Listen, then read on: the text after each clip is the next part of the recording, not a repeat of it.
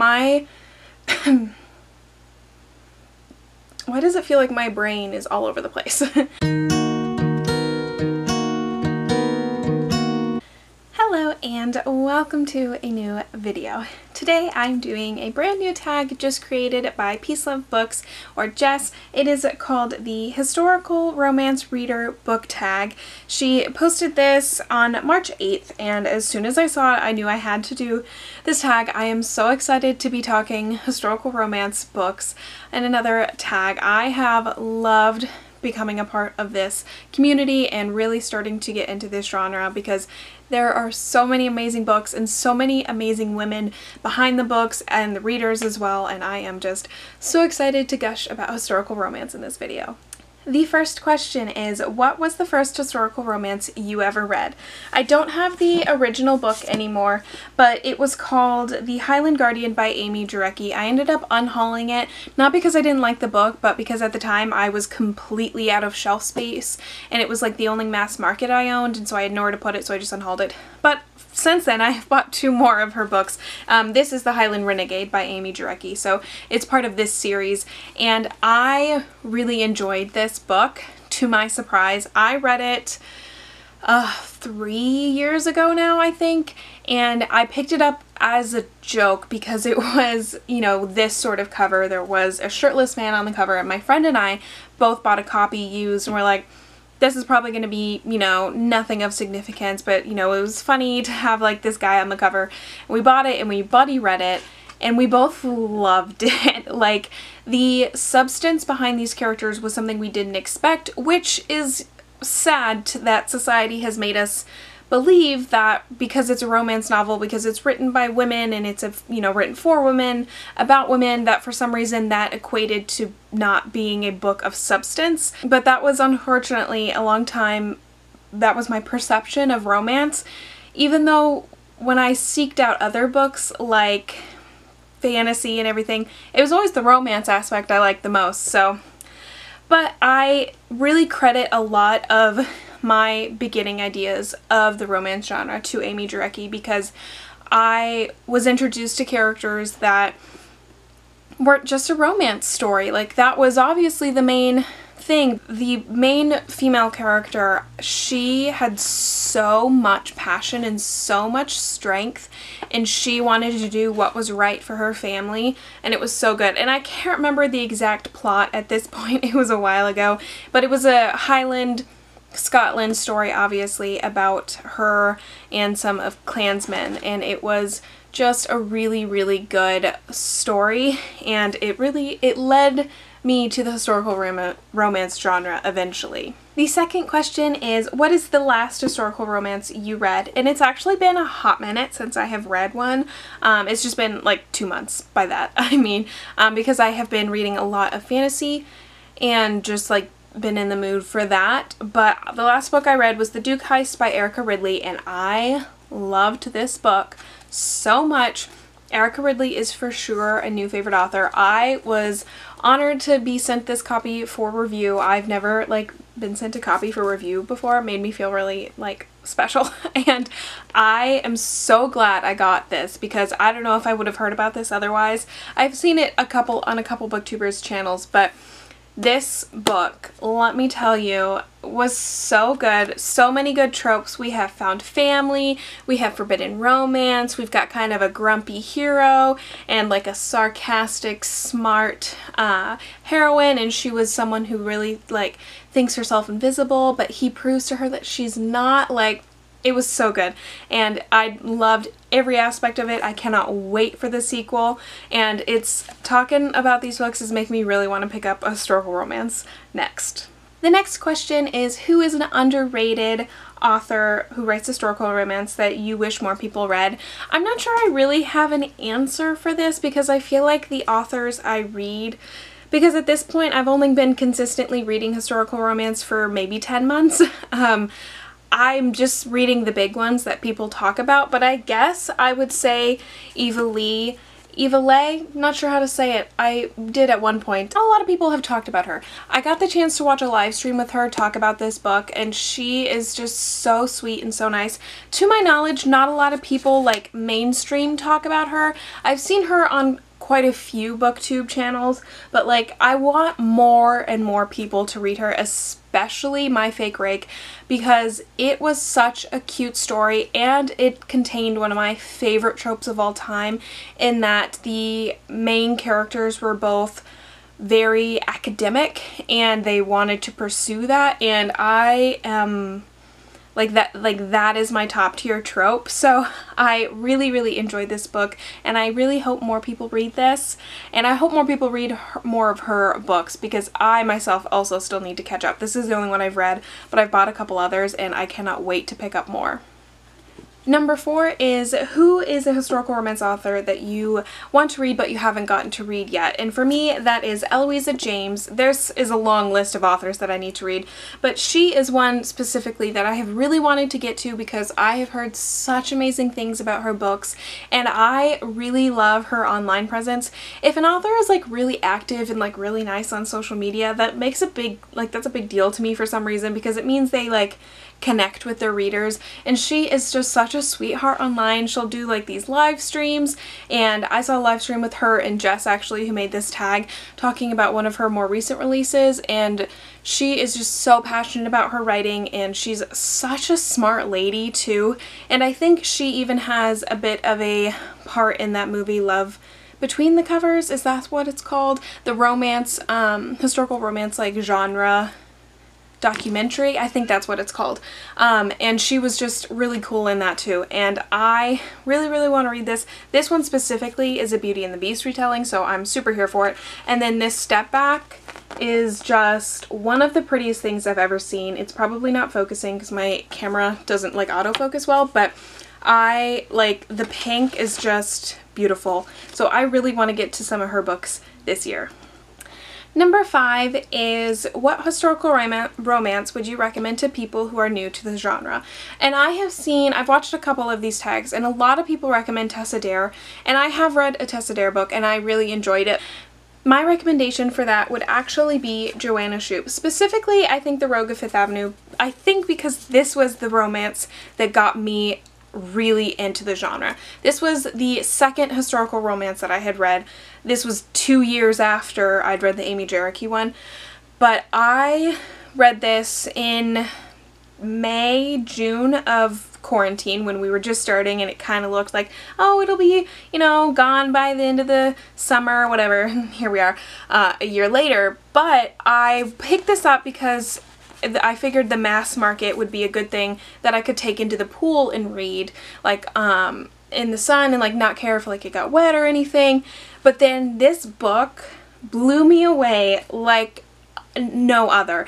And I think why this is an important book that could be a good introduction to the genre is it takes place in Gilded Age New York instead of like Victorian England or, you know, historical England, which I think is just a lot more approachable because you don't have to know about the dukes and like the ladies and lords and all the different, like, I don't even know what to call them, like all the different layers of royalty, because like I've now read quite a few books like that that take place in London, and I still have no concept of who is where, who has more power. I have literally no idea.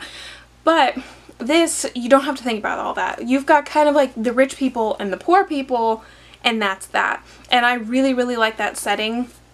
And also her writing is just, it just sucks you in and you cannot stop reading. I think I probably only spent a couple days reading this because I just couldn't stop. And her characters are so much fun. You've got a devilish, handsome hero, and you have a strong-willed, passionate, like super unique heroine, and this series is 3 books. It follows 3 sisters, and I just love them so much. They each take their own journey. They each have such unique personalities to each other, and I love them. I love them so much. The next question is, what is your favorite historical romance of all time?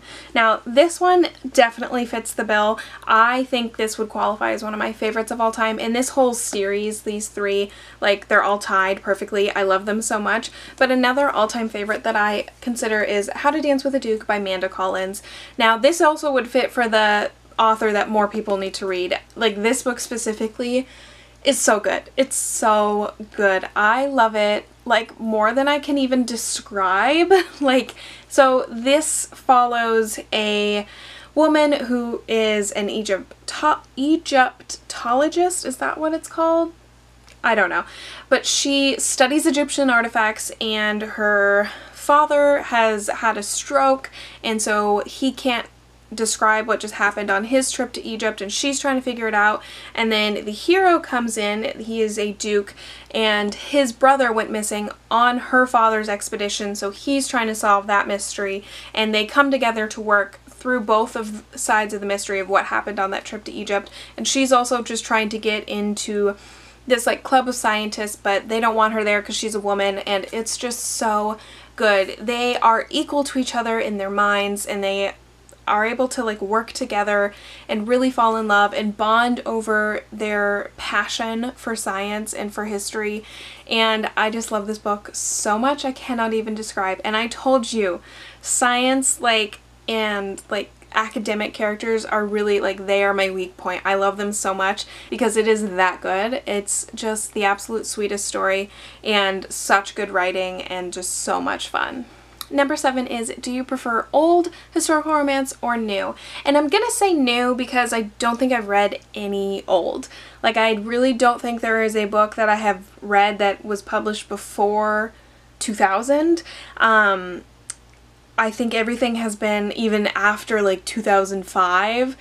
And I'm gonna, even though I haven't read older historical romance, I can pretty much guarantee it's still going to be newer historical romance that I prefer, because we've sort of transitioned in the way that historical romance is written, and that we are imposing today's morals onto these historical stories, which is what I want to read. I don't want to deal with yesterday's morals and problems when you can just kind of create this alternate reality where you still have these strong-willed women who have the opportunity to make some choices. I understand in the constraints of a story, like obviously, yeah, there's still like the society stuff, like the different classes, and like she has to get married and all that stuff, but I don't really want all that negative like morality and like religious like impact on history in the books I'm reading. So I am all for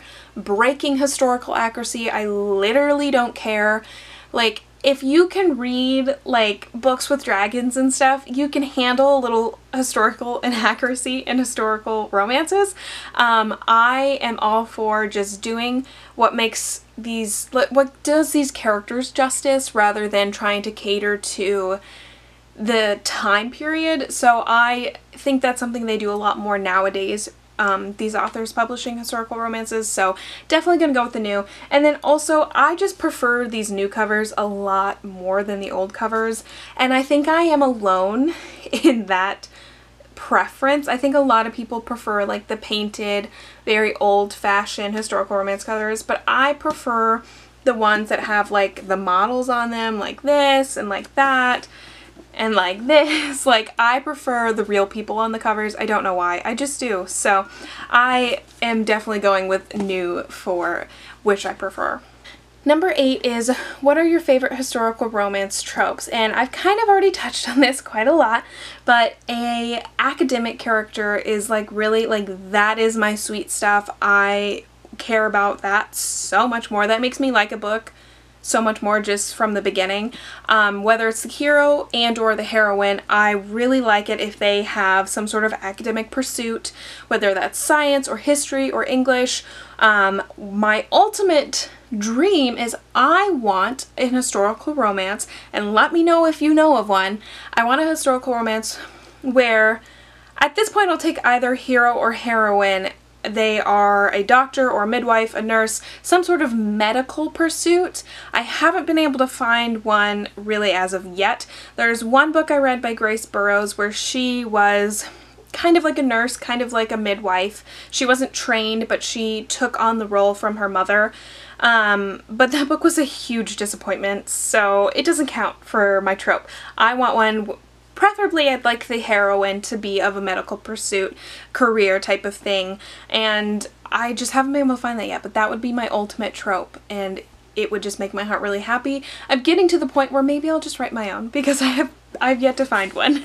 Another trope that I really like is for the hero to be some sort of crime lord or like kind of like on the bad side. This series does it a couple times, and this one he is a lawyer, so he's kind of corrupt, but in the second and the third one the heroes are both like just straight up criminals, and I just really liked it. And in a historical setting where like you don't so much have the threat of like the FBI coming after you, it's a really fun aspect to the story because it's like the hero is a crime lord and like maybe has killed people or whatever that this person does, but really you find out that they have a heart of gold and they want to protect their woman however they can, and they will do anything to do that. I'm so here for it. I love it. At the same time, I also really like a soft cinnamon roll character. If you can combine those two things, that would be my ultimate, and I've seen like recommendations about that, so definitely would like that as a trope. I also do really like enemies to lovers and friends to lovers. I don't know if I really like one more than the other. I think I like them both. And there's just so many more tropes that I like, but I couldn't think of all of them. I will say in historical and in any genre, one of my all-time favorite tropes is there's the only one bed trope, and it's come up a couple times in some historical romances, and I love it so much. Like, it's such a small thing to care so much about, but there's only one bed trope, like, you cannot get better than that. Like, that just makes makes a book like 10 times better just with that one scene. So those are a couple tropes that I like. Question number 9 is, what are your favorite historical romance settings? And I'm gonna go with America instead of England, actually, because I've enjoyed the books that I've read in England, and I've enjoyed the ones that I've read that take place in Scotland as well, but the American ones I've liked actually a lot better, I think. The Gilded Age New York setting that Joanna Shupe writes in a lot has been my favorite so far. Like I said before, because you don't have to know the dukedoms and the lords and the ladies and all of that, and you don't even need to know like any aspect of history, because maybe it's just because I know more about the history of New York versus the history of England, in that I know nothing about the history of England like at all, which I'll fault the, you know, American public school system on that one. But I really like the New York setting because women also had a lot more freedom in that time, and it just allows for a lot more of a story to be told. And I also read a Linda Lale Miller book called The Bridegroom, and the other one was called A Wanted Man. And that book, and both of her books, they are companion novels.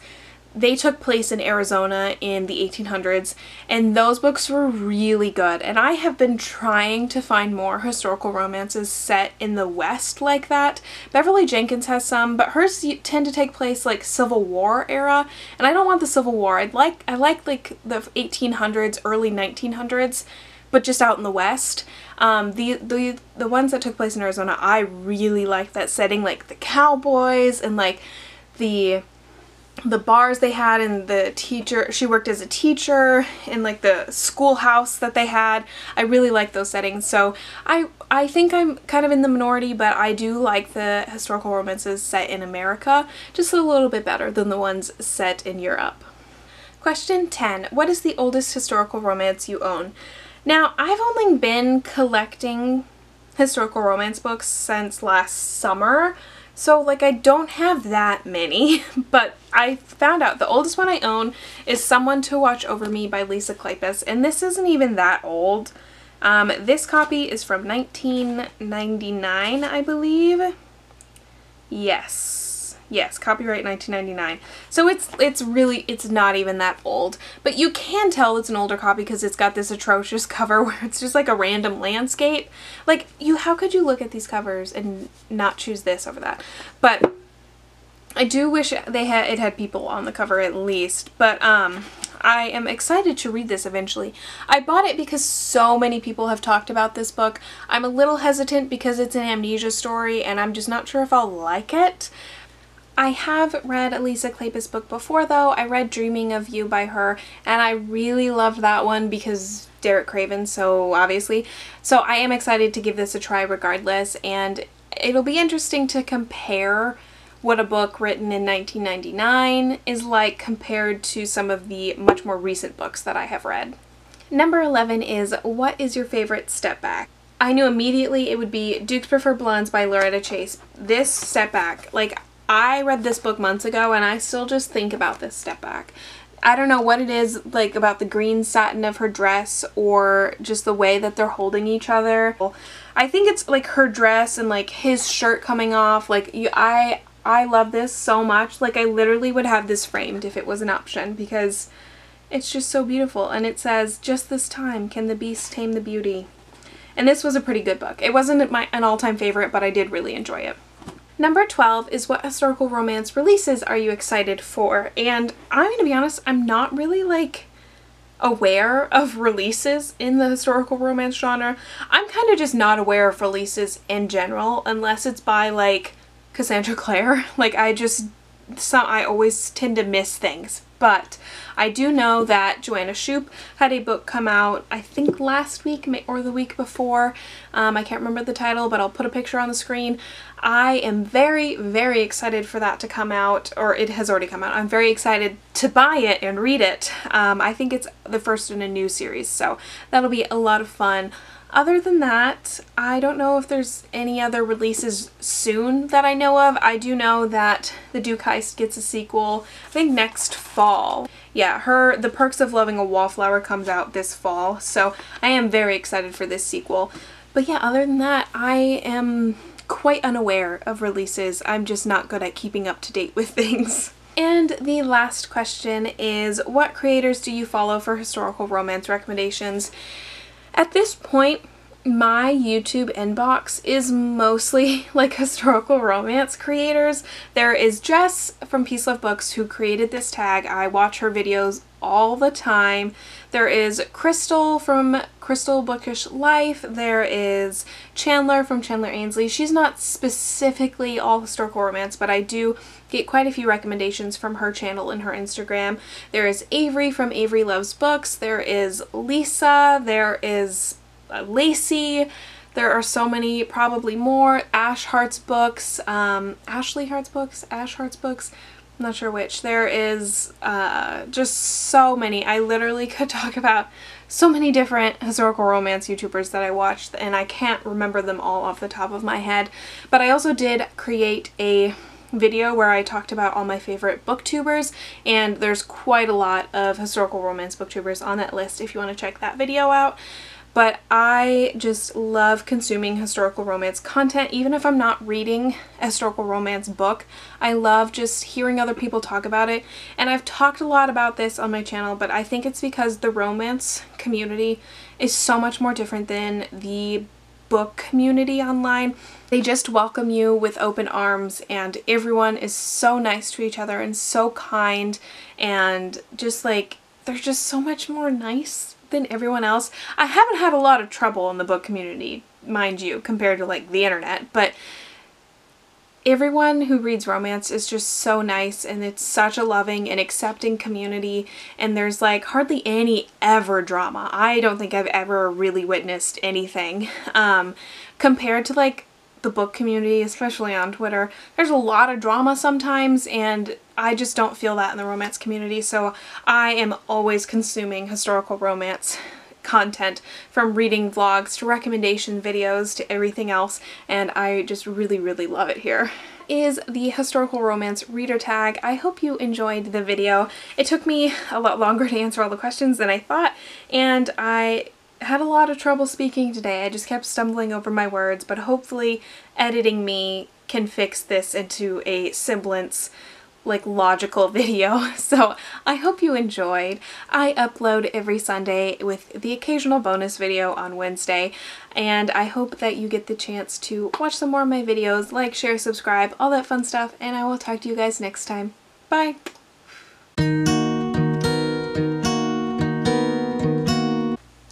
Oh, I thought I had one. What is it? Ugh. I have to get the book off the shelf. Hold on.